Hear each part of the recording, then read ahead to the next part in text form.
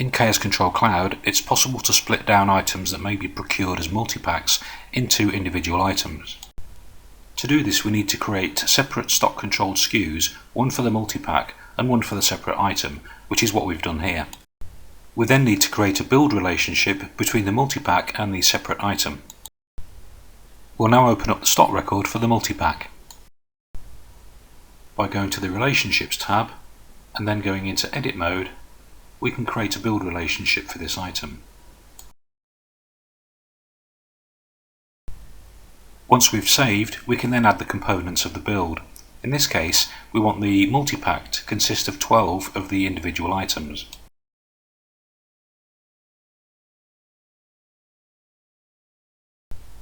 As there's only one child item, we need to select it and set the value proportion to 100%.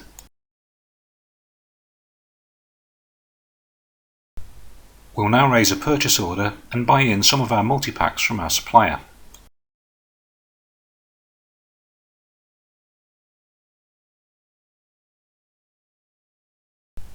We'll add 10 of our multipacks onto our purchase order.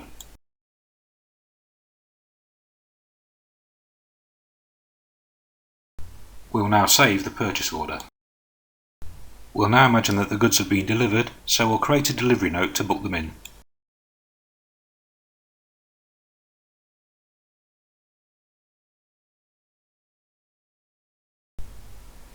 Once we save the delivery note, our multipacks will be booked into stock.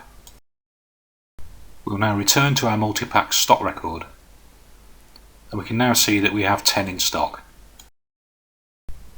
If we want to split down some of these multipacks into singles, we can go to the Relationships tab and use the Unbuild feature. In this case, we'll unbuild 2 of our multipacks down into singles. Once the unbuild is complete, you can now see that we have 24 single items available.